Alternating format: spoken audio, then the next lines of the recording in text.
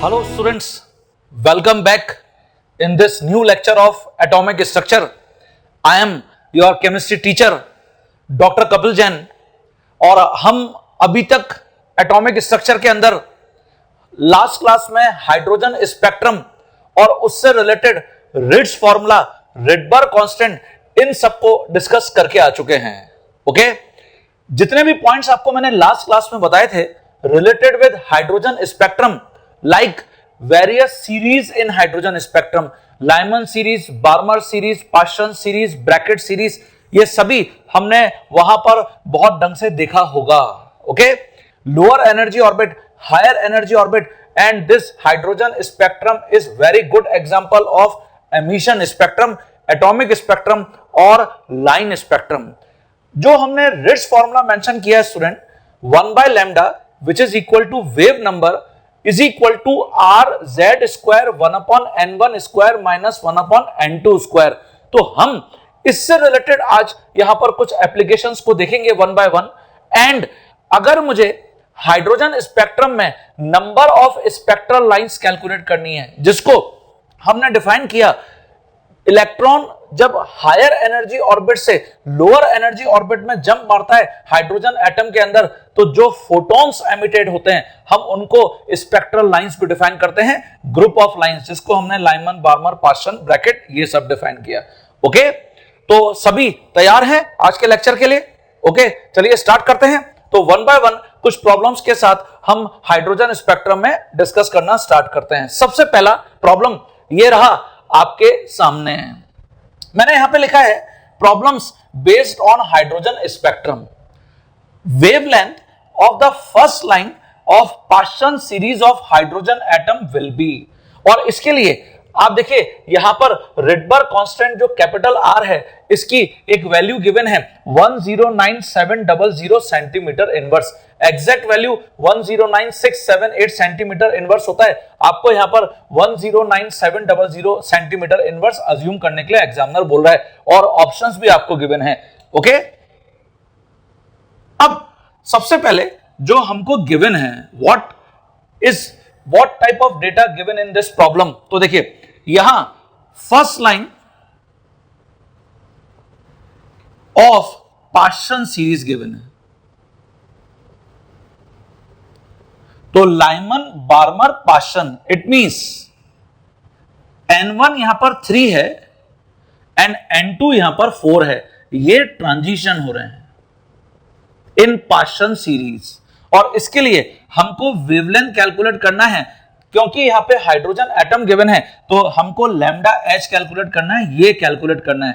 For hydrogen atom Z is already known, it is 1. So जो Ritz formula है 1 upon lambda H is equal to R H into Z square और 1 upon n1 square minus 1 upon n2 square. ये देखिए यहां पर मैं ये values को पुट करता हूं, तो 1 upon lambda H is equal to R H, Z 1 का square 1 upon n1 square, it means 1 upon 3 square minus 1 upon n2 square 1 upon 4 square.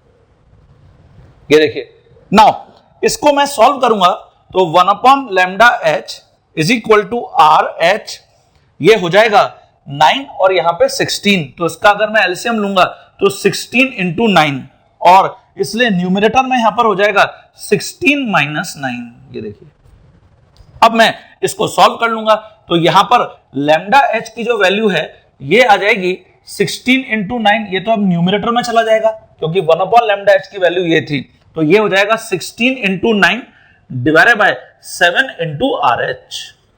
16 into 9 it is 144 divide by 7 into R H, जो हमको यहां पर given है it is 109700 centimetre inverse.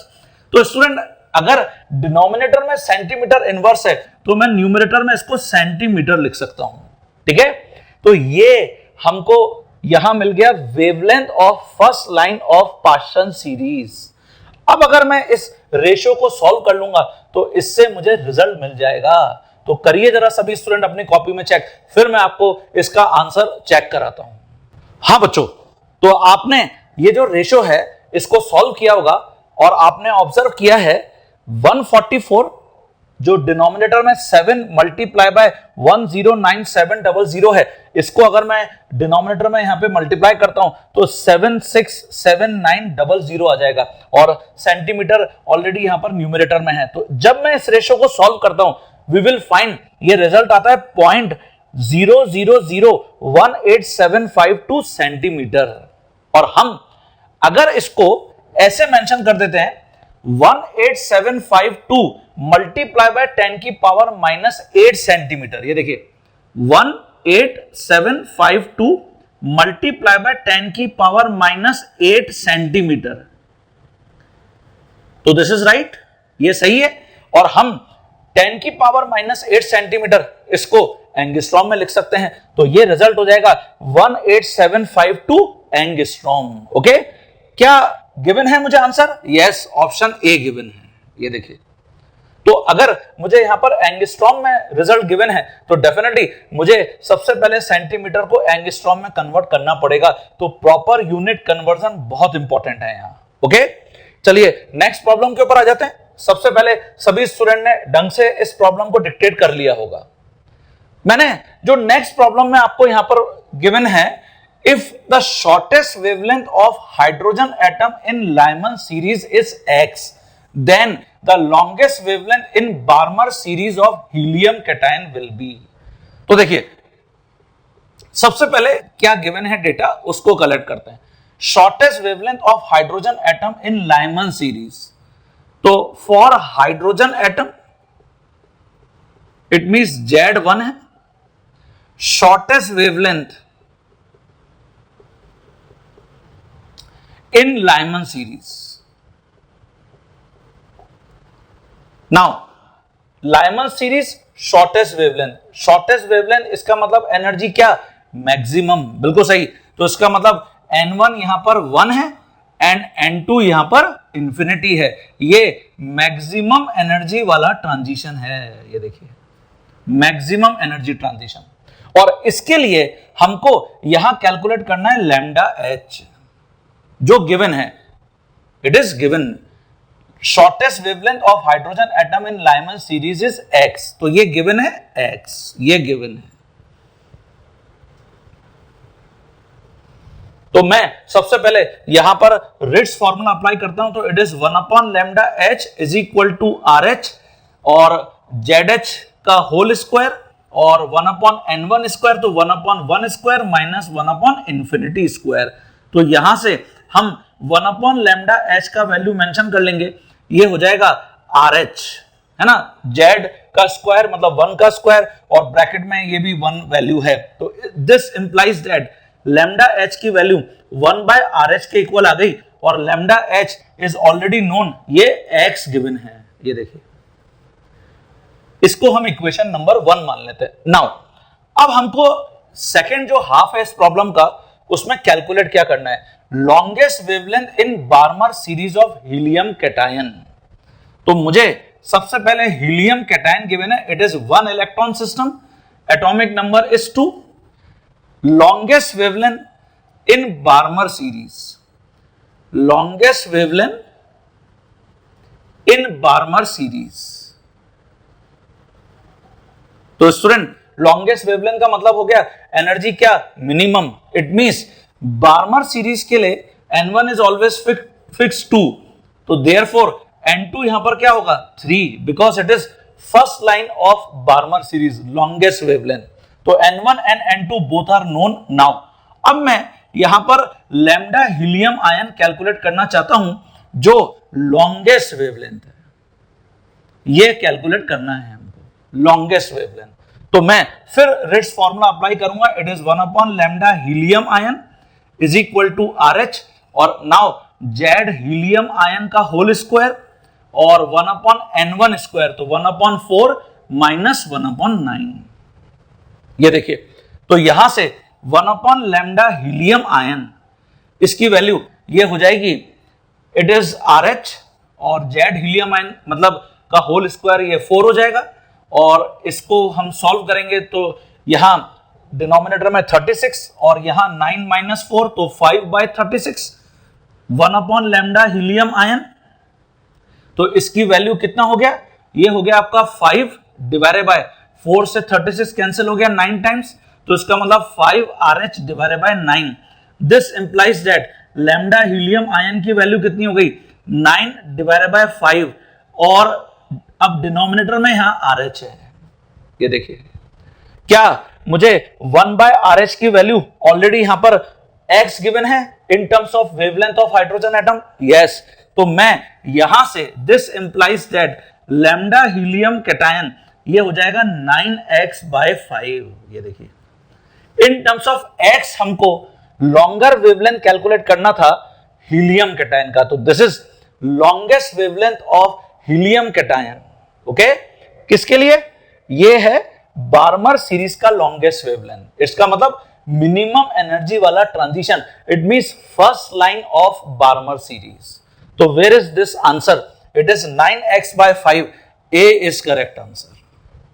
तो देखिए इस type की प्रॉब्लम्स हमको कॉम्पिटिटिव एग्जाम्स में देखने को मिलती हैं रिलेटेड विद हाइड्रोजन स्पेक्ट्रम। तो इसको आपने ढंग से नोट कर लिया स्टूडेंट्स। ओके, चलिए नेक्स्ट प्रॉब्लम के ऊपर आ जाते हैं फिर। हाँ स्टूडेंट्स, जैसे नेक्स्ट प्रॉब्लम यहां पर मैंने जो मेंशन किया है, a photon was absorbed by a hydrogen atom in its ground state and the electron was promoted to the 5th orbit। देखिए हाइड्रोजन एटम जो हाइड्रोजन गैस मॉलिक्यूल्स में है, each hydrogen atom contain single electron, ये हम already जानते हैं। तो इसलिए हमने जब भी यहां पर ट्रांजिशंस को डिस्कस किया उसमें हमने या तो इलेक्ट्रॉन मेंशन किया है और या फिर हाइड्रोजन एटम मेंशन किया है, both are same because each hydrogen atom contain single electron. तो ये आपको बोल रहा है कि हाइड्रोजन एटम ने फोटोन को एब्जॉर्ब किया, मतलब एटम्स एक्साइट हुए और एक्साइट होने के बाद वो जब डी एक्साइट हुए तो यहां पर वो सबसे पहले तो 5th ऑर्बिट में एक्साइट होकर चले गए। When the excited atom returned to its ground state, visible quanta were emitted when electron made transition। Visible quanta, इसका मतलब यह हुआ कि ये जो ट्रांजिशन हुआ है, above transition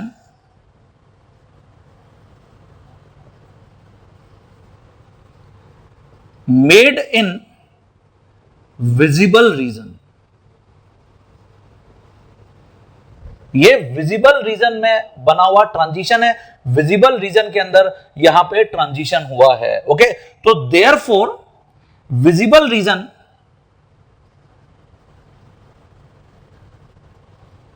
represent Barmer series and for Balmer series lower energy orbit is always fixed, that is जिसको हमने लियो से रिप्रेजेंट किया है N1 इज फिक्स्ड 2, एंड जब ये ट्रांजिशन हुआ है तो ये 5th ऑर्बिट से यहां 2nd ऑर्बिट में हुआ है। ओके, तो इट मींस यहां N2 की वैल्यू 5 है। ये देखिए, अब आप बोलेंगे सर यहां लिखा हुआ है excited atom return to its ground state.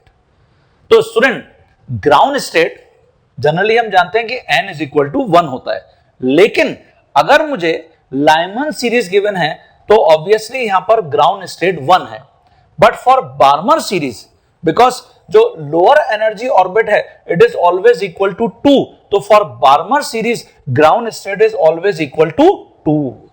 Similarly for Paschen series what is ground state, it is always 3।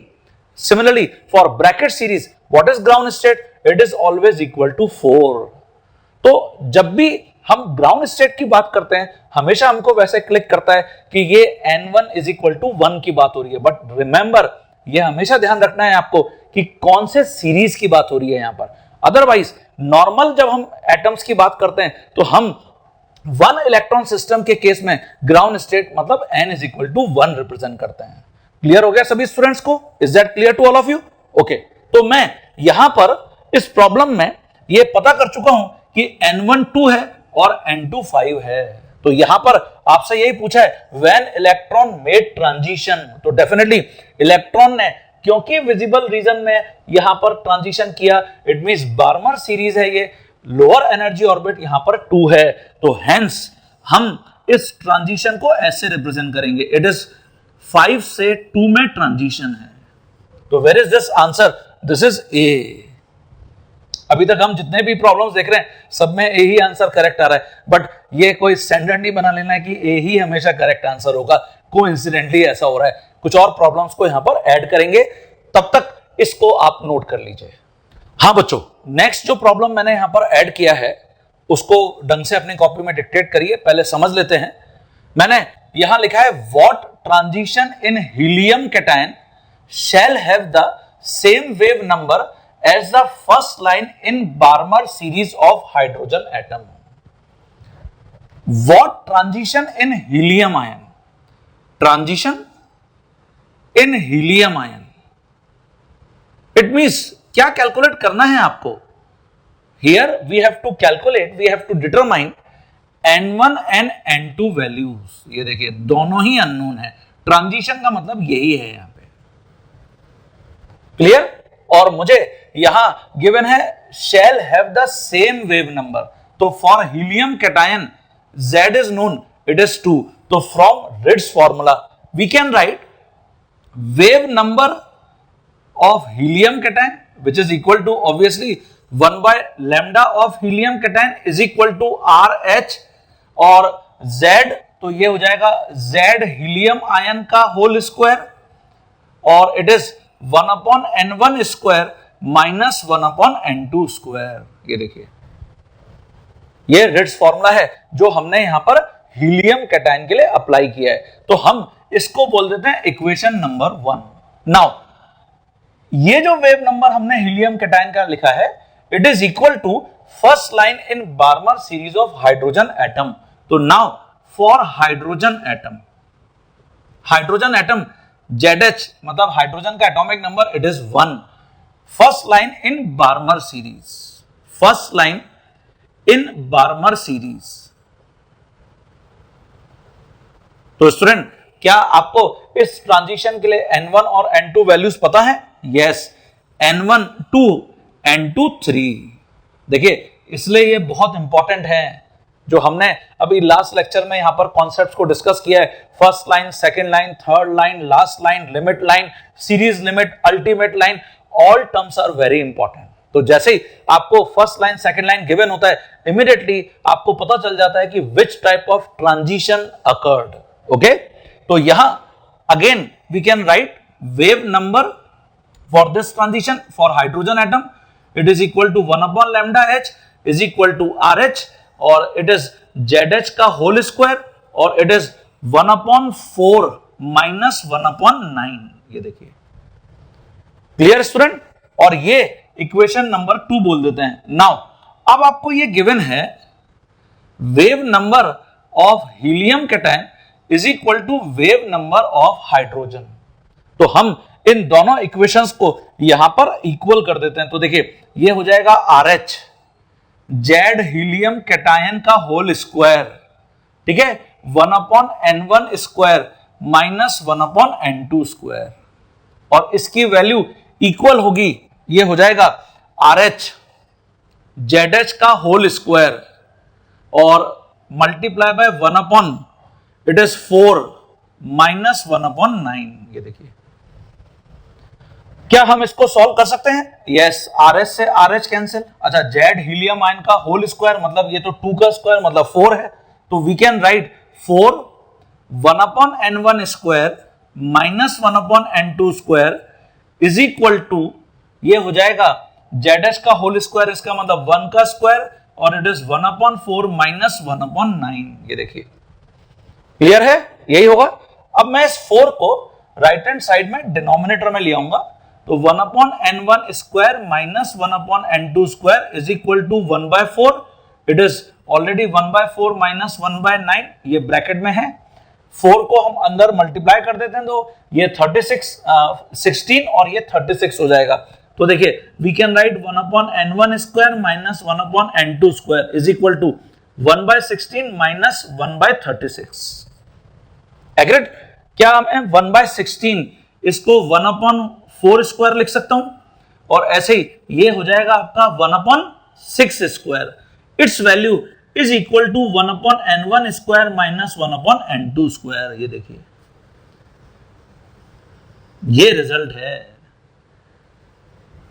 अब क्योंकि 1/n1 square minus 1/n2 square की वैल्यू 1/4 स्क्वायर माइनस 1/6 स्क्वायर के इक्वल है, तो we can compare n1 square by 4 square. तो this implies that n1 यहां पर 4 है एंड n2 यहां पर 6 है। ये देखिए, ये ट्रांजिशन की वैल्यू आ गई student. It means higher energy orbit यहां पर 6 है और लोअर एनर्जी ऑर्बिट यहां पर 4 है। तो दिस ट्रांजिशन, ये ट्रांजिशन कहां से कहां हो रहा है? 6 से 4 में हो रहा है हीलियम कैटायन में। In which one electron species? Helium cation. तो यही हमसे यहां पे पूछा गया था, what transition in helium cation.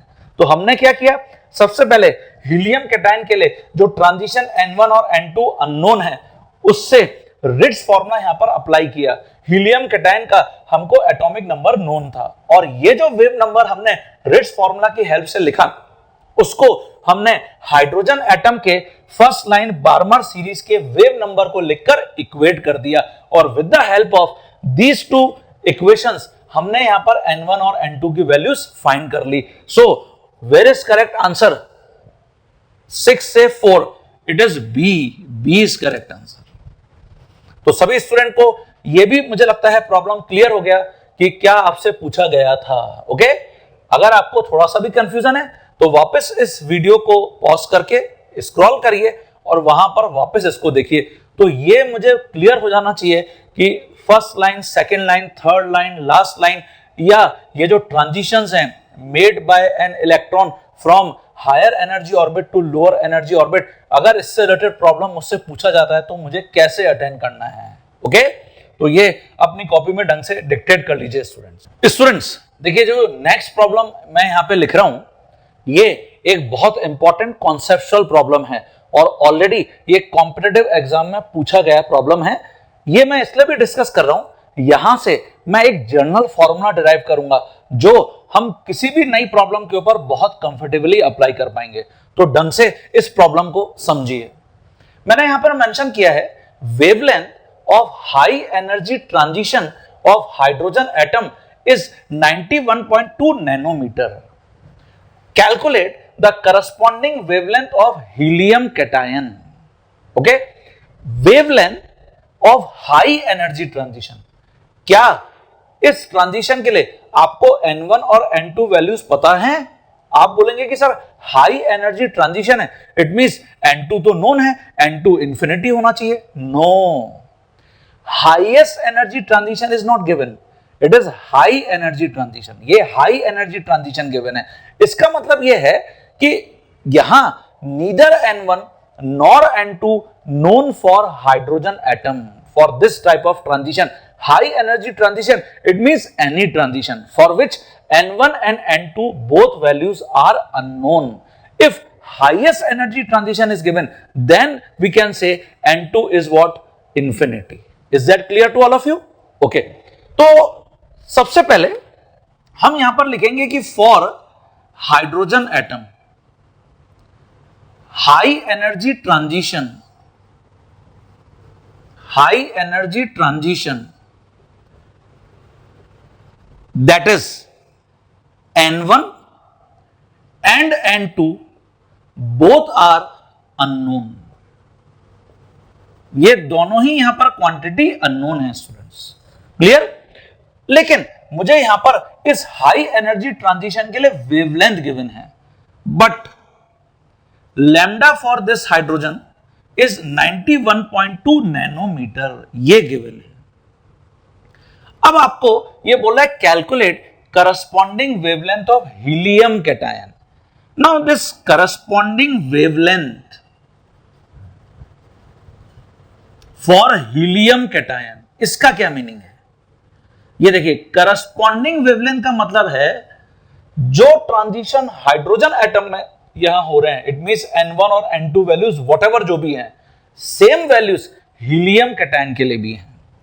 तो corresponding wavelength means wavelength for helium cation for same transition, it means N1 and N2 values are same transition, that is N1 and N2 values are same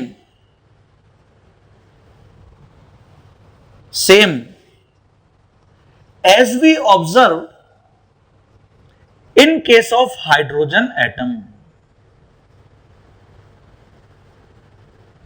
तो whether it is corresponding wavelength or corresponding frequency or corresponding wave number, it means जो भी transition एक species के case में हो रहा है, same transition second species के केस में हो रहा है, तो करस्पॉन्डिंग वेवलेंथ का जो मीनिंग है वो आपको यहां पर क्लियर हो गया होगा।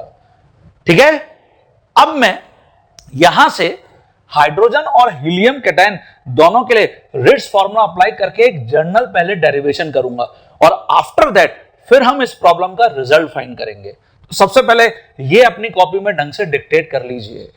हाँ बच्चों, तो जैसे यहां सबसे पहले हम हाइड्रोजन एटम के लिए मेंशन करते हैं, फॉर हाइड्रोजन एटम जो रिट्ज फॉर्मूला है it is 1/λh is equal to RH ZH का होल स्क्वायर और it is 1/N1 square minus 1/N2 square. ये देखिए दिस इज रिट्ज फॉर्मूला।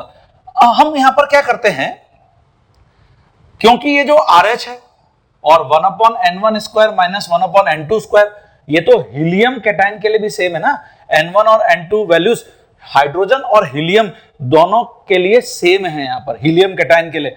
तो मैं यहां पर क्या करता हूं, RH 1/N1 square minus 1/N2 square की वैल्यू कैलकुलेट कर लेता हूं। It is nothing but it is 1/λh into 1/ZH का होल स्क्वायर।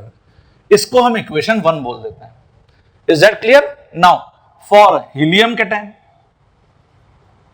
तो जब तुम हीलियम कैटायन के लिए यहां रिट्ज फॉर्मूला अप्लाई करोगे तो it is 1/λ helium cation is equal to RH Z helium cation का होल स्क्वायर और it is 1/N1 square minus 1/N2 square. ये देखिए, और स्टूडेंट यहां से फिर वही हमको RH 1/N1 square minus 1/N2 square की वैल्यू मिल गई।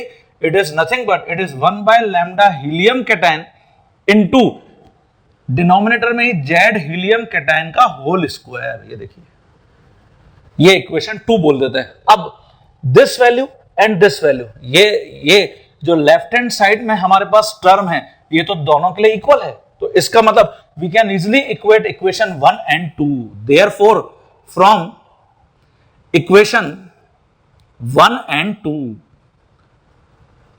तो जब मैं इक्वेशन 1 और 2 दोनों को रिलेट करूंगा तो रिजल्ट ये हो जाएगा 1/λh 1/ZH का whole square is equal to 1/λ helium cation 1/Z helium cation का होल स्क्वायर। ये देखिए, दिस इंप्लाइज दैट, यहां से हम इसको रिजल्ट को लिख सकते हैं lambda helium cation divided by lambda H is equal to lambda helium cation हम न्यूमरेटर में लेफ्ट हैंड साइड में ले आए हैं, तो ये हो जाएगा ZH का whole square divided by Z helium cation का होल स्क्वायर। ये देखिए, for same transition we can follow this formula always. For same transition in case of 2 species हम इस फॉर्मूला को बहुत इजीली अप्लाई कर सकते हैं। Is that clear to all of you? एक और बात, क्या लैम्डा वेव नंबर का रेसिप्रोकल होता है? यस, ये ऑलरेडी हम जानते हैं। लैम्डा वेव नंबर का रेसिप्रोकल होता है। It means instead of lambda helium cation to that of lambda hydrogen can we write as in this manner. देखिए, wave number hydrogen divided by wave number of helium cation. ये देखिए, ये लिख सकते हैं? आंसर है हाँ। तो जब भी मुझे वेवलेंथ का रेशो अगर एटॉमिक नंबर के साथ कंपेयर करना है तो देखिए, अगर यहां वेवलेंथ हीलियम कैटायन है तो यहां न्यूमरेटर में ZH का होल स्क्वायर है divided by Z helium cation का होल स्क्वायर, और with respect to wave number अगर वेव नंबर हाइड्रोजन न्यूमरेटर में है तो ZH का होल स्क्वायर न्यूमरेटर में है। तो ये जो रिलेशन स्टूडेंट हम फॉलो करेंगे फॉर सेम ट्रांजिशन,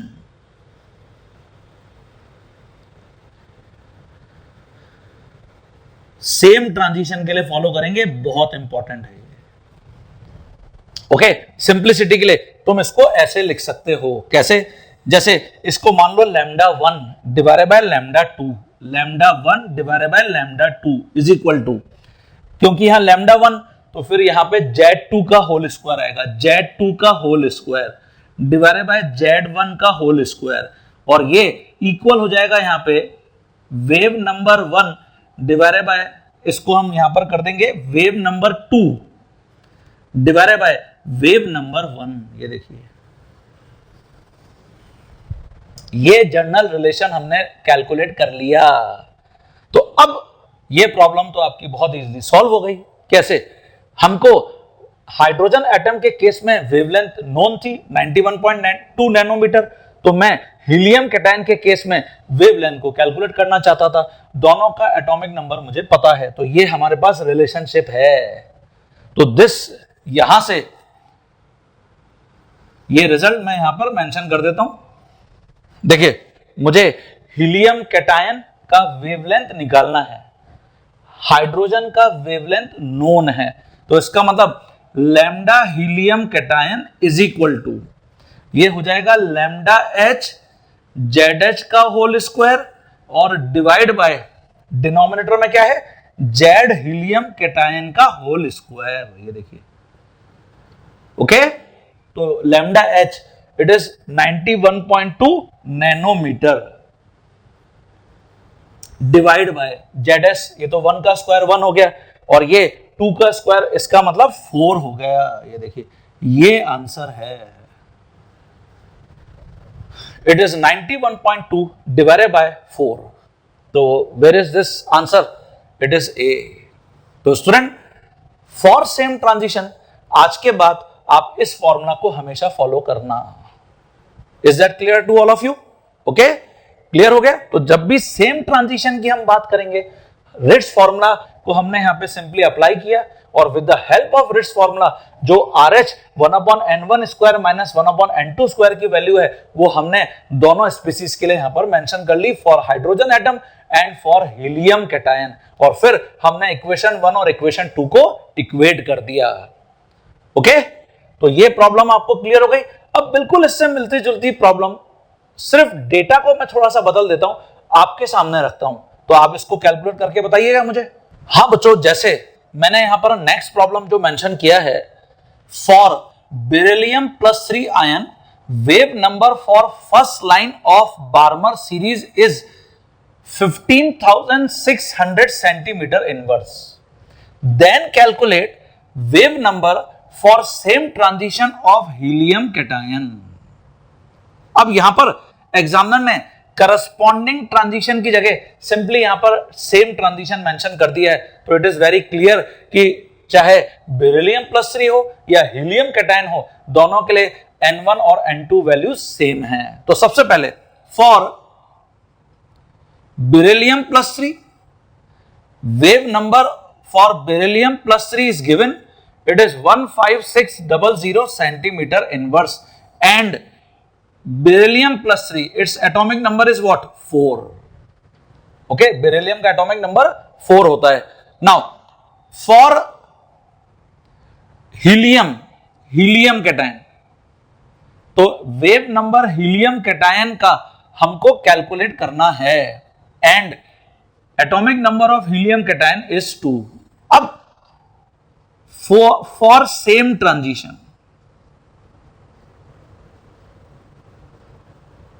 तो देखिए, जब भी सेम ट्रांजिशन की बात हो रही है, इसका मतलब that is N1 and N2 both values are same. तो हम जो अभी ये एक जनरल डेरिवेशन करके आए हैं स्टूडेंट, वो हम यहां पर इजीली अप्लाई कर सकते हैं। क्या?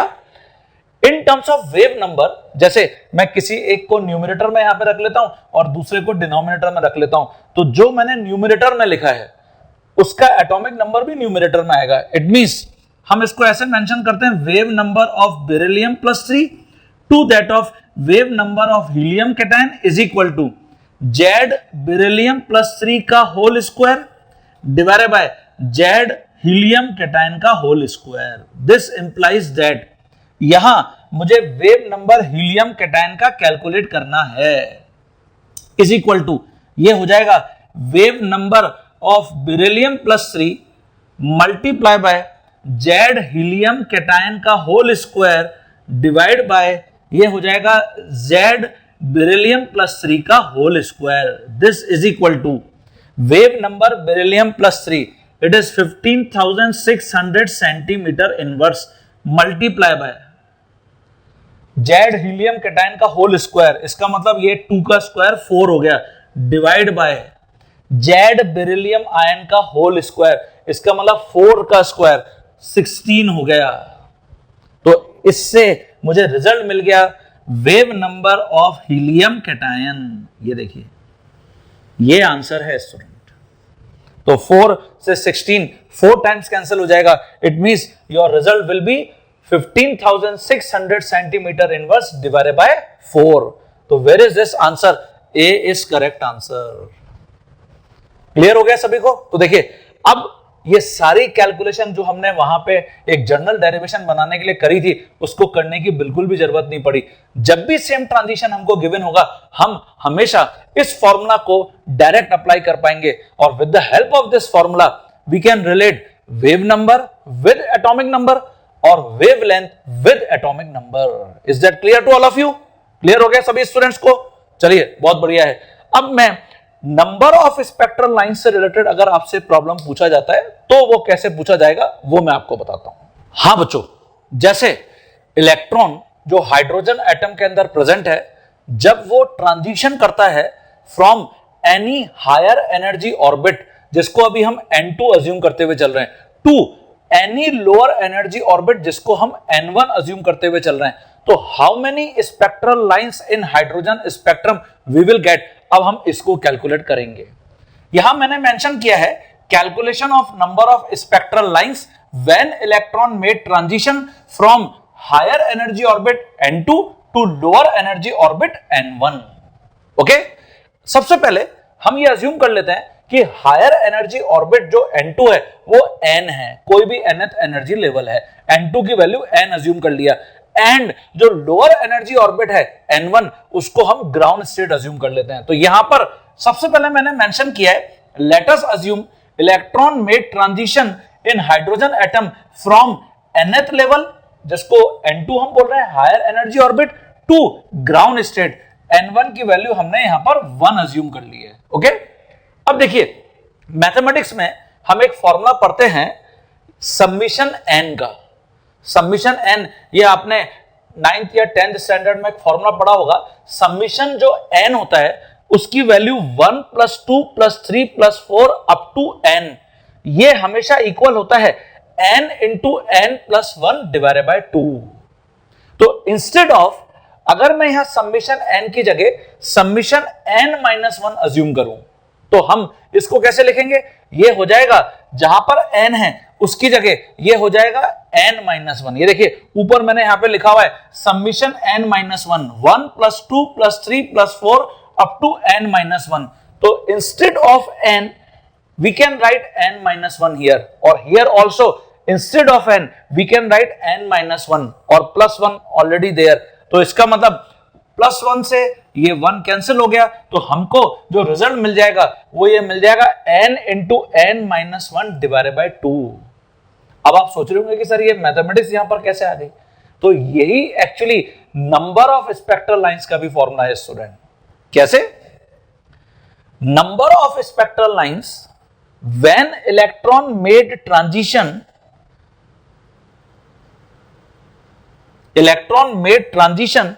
फ्रॉम हायर एनर्जी ऑर्बिट जिसको हमने N2 मान रखा है, इसकी वैल्यू हमने nth लेवल अब अज्यूम कर लिया है, टू लोअर एनर्जी ऑर्बिट जिसको हमने ग्राउंड स्टेट यहां पर अज्यूम किया है, तब हम हमेशा इसी फॉर्मूला को फॉलो करा करेंगे। Which formula? n × n - 1 divided bye 2। Here n nth energy level and जो 1 है इट इज ग्राउंड स्टेट। और अगर किसी भी हायर एनर्जी लेवल से किसी भी लोअर एनर्जी लेवल में इलेक्ट्रॉन रिटर्न होता है एक्सेप्ट ग्राउंड स्टेट, तो फिर हम इस फॉर्मूला को देखिए कैसे लिखेंगे। Number of spectral lines when electron made transition from higher energy orbit, अब n2 ही है, टू लोअर एनर्जी ऑर्बिट, अब n1 ही है। तो देखिए इंस्टेड ऑफ n ये हो जाएगा यहां पर n2 माइनस n1, ओके, और यहां पर भी n की जगह ये हो जाएगा n2 माइनस n1 और प्लस 1 तो ऑलरेडी यहां पर है। ये जो फॉर्मूला है हमने इसी के अंदर ये वैल्यूज को यहां पे सब्स्टिट्यूट किया है। n minus 1 it means n की जगह अब n2 है तो n2 हो गया, और 1 ग्राउंड स्टेट था तो अब यहां पर n1 हो गया लोअर एनर्जी लेवल, इसलिए n2 माइनस n1, ओके। और ऐसे ब्रैकेट में n माइनस 1 प्लस 1, तो n is nth energy level जो यहां पे n2 है, 1 ग्राउंड स्टेट जो अब यहां पे n1 है, तो n2 माइनस n1 प्लस 1, तो प्लस 1 इज ऑलरेडी देयर जो हमने अभी समेशन ऑफ n माइनस 1 का फॉर्मूला लिखा है, और डिवाइड बाय 2। तो ये दोनों टाइप के रिजल्ट्स आपके पास आ गए, आपके सामने आ गए। अगर किसी भी हायर एनर्जी ऑर्बिट से ग्राउंड स्टेट में ट्रांजिशन होता है तो simply we can apply this formula, और किसी भी हायर एनर्जी ऑर्बिट से अगर किसी भी लोअर एनर्जी ऑर्बिट में ट्रांजिशन होता है except ground state, we can apply this formula. मैं आपको यहां पर कुछ एग्जांपल से बताता हूं तो आपको और क्लियर हो जाएगा ये कॉन्सेप्ट। हाँ स्टूडेंट्स, जैसे फॉर 1 इलेक्ट्रॉन स्पीसीज,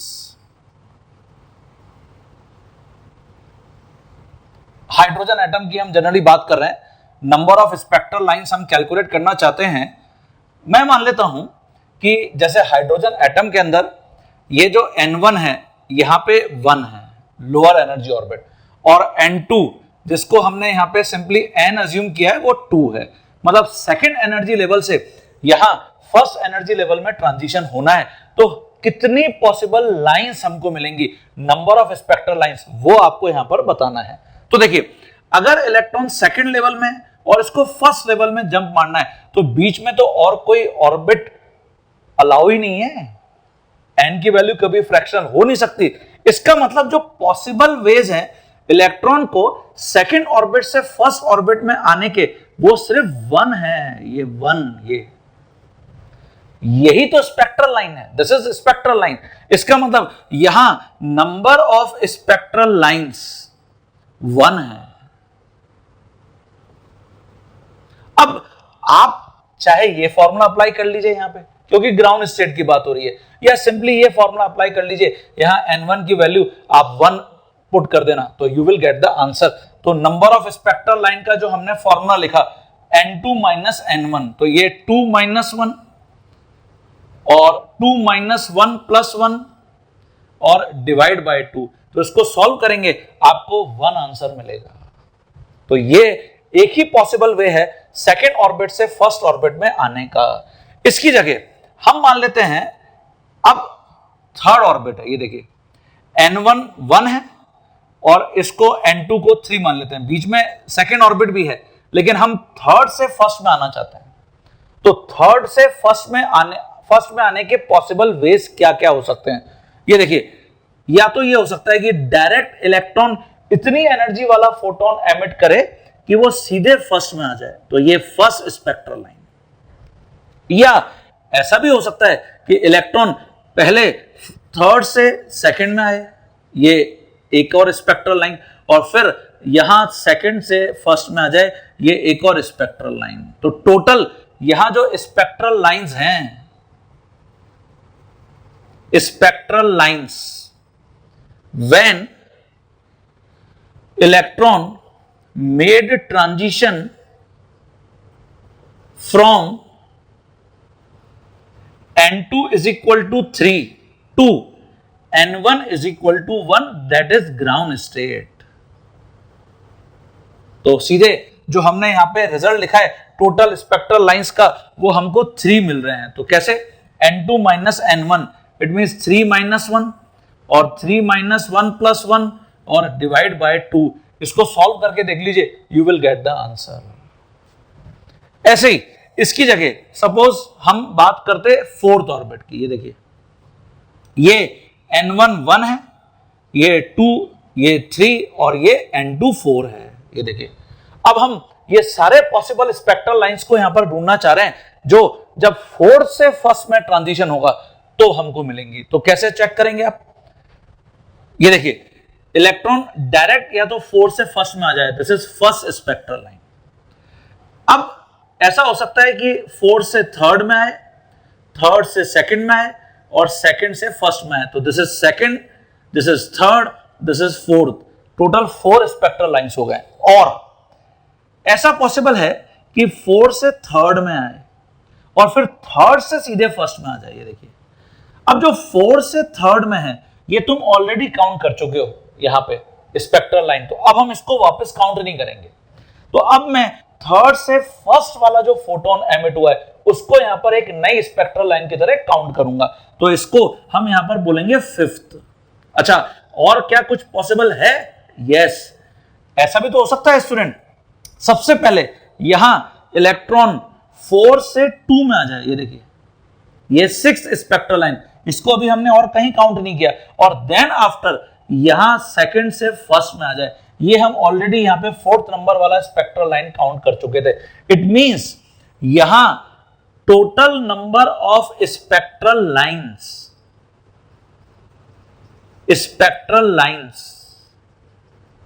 कितने हैं?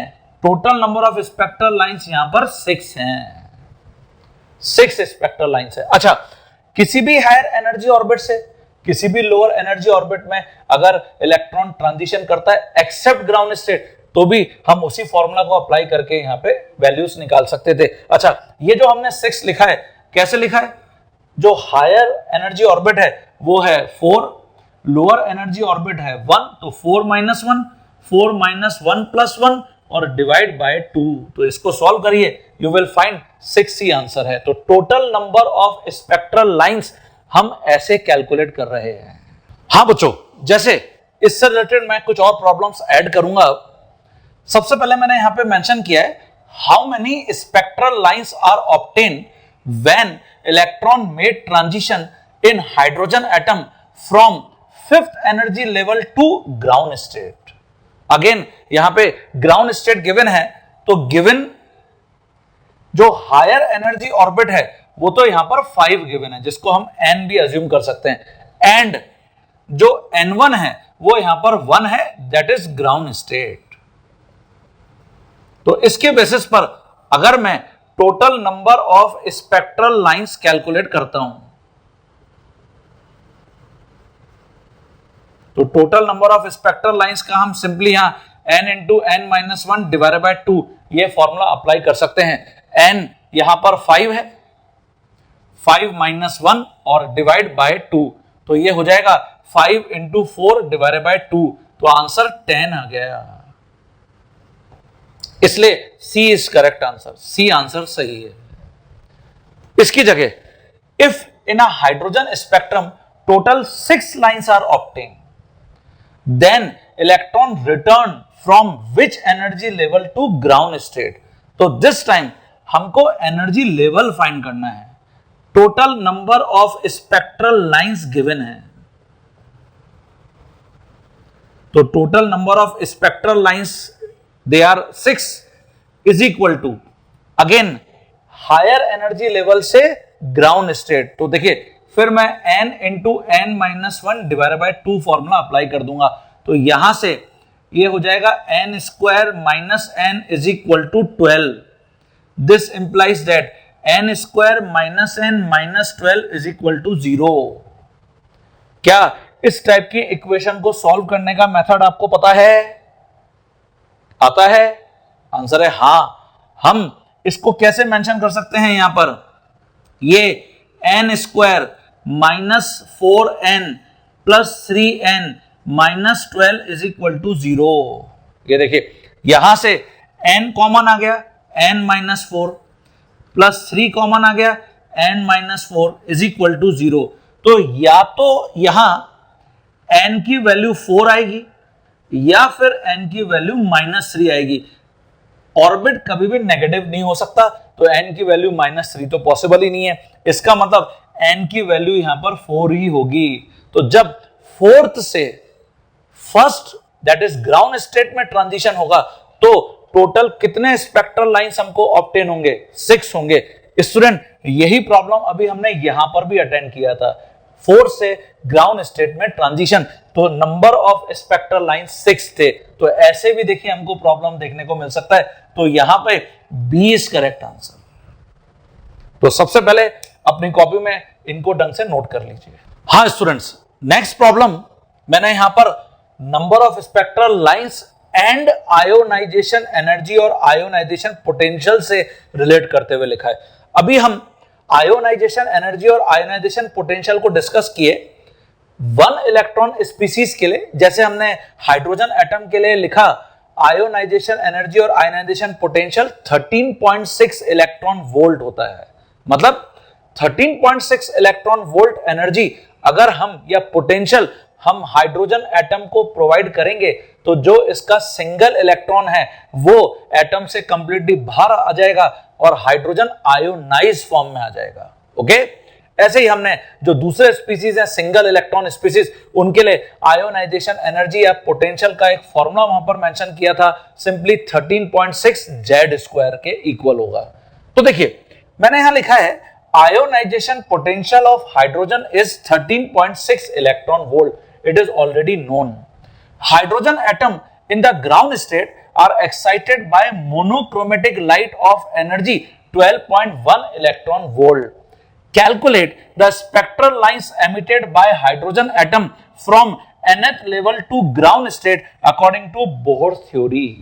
तो देखिए यहां हमको गिवन है ionization potential for hydrogen atom. It is already known for us 13.6 electron volt. तो अगर मैं इतनी एनर्जी प्रोवाइड कर रहा हूं तो यहां से तो इलेक्ट्रॉन लोअर एनर्जी ऑर्बिट मतलब ग्राउंड स्टेट से सिंपली इंफिनिटी तक चला जाएगा, कंप्लीटली एटम से बाहर निकल जाएगा, एस्केप कर जाएगा। नाउ हमको यह भी गिवन है कि जब हमने हाइड्रोजन एटम को जो ग्राउंड स्टेट में थे 12.1 इलेक्ट्रॉन वोल्ट एनर्जी सप्लाई किया। तो देखिए हाइड्रोजन के जो वेरियस ऑर्बिट्स हैं उनको थोड़ा सा यहां पे रिवाइज करते हैं। ये न्यूक्लियस है, ये n = 1, ये n = 2, ये n = 3। और आपको याद होगा स्टूडेंट्स, अगर हम इलेक्ट्रॉन को ग्राउंड स्टेट से 12.09 इलेक्ट्रॉन वोल्ट एनर्जी सप्लाई करते हैं तो वो कौन से ऑर्बिट तक जंप करता है?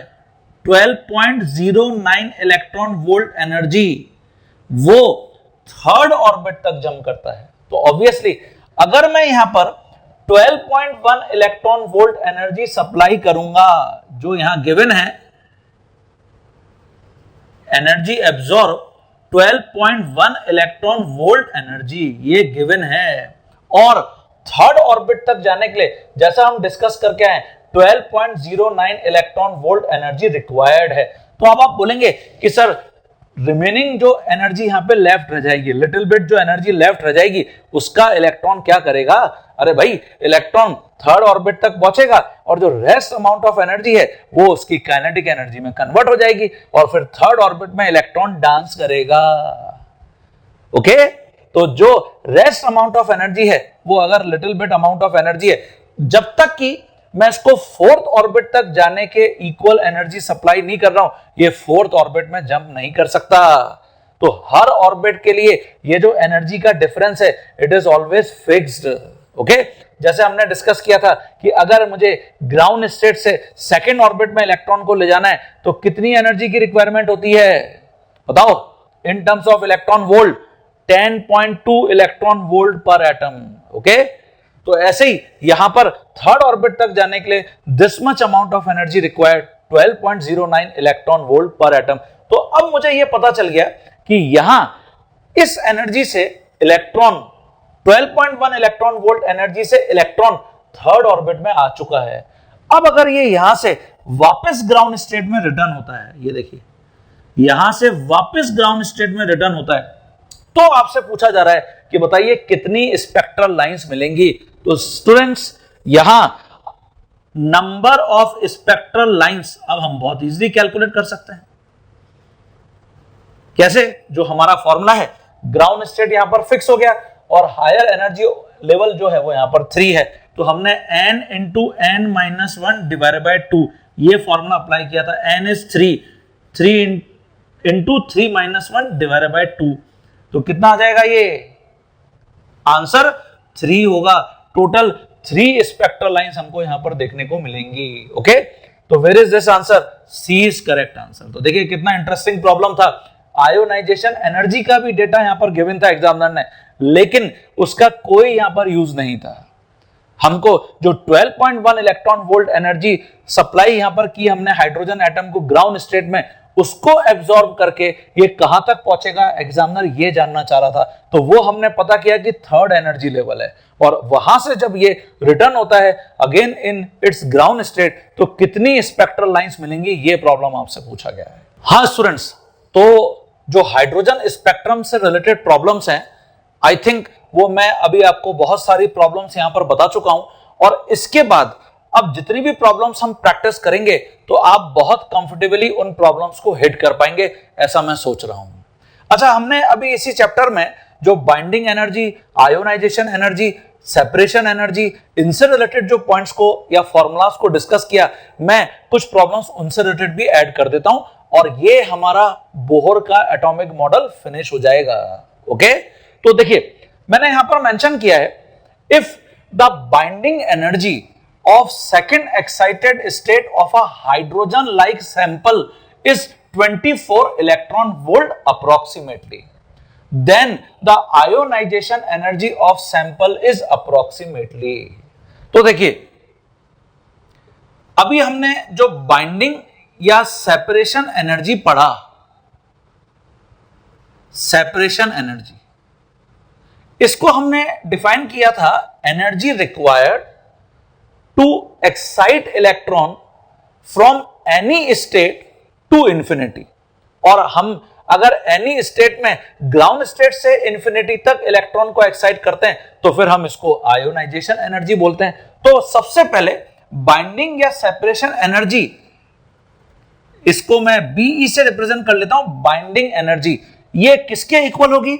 Obviously energy at infinity minus energy at any state, at any state या एट एनी ऑर्बिट। और इंफिनिटी पर एनर्जी 0 होती है, तो 0 माइनस ये हो जाएगा minus 13.6 Z square by n square electron volt per atom. तो देखिए बाइंडिंग एनर्जी का जो यहां पे एक फॉर्मूला हमारे सामने आ गया, वो आ गया 13.6 Z square divided by n square electron volt per atom.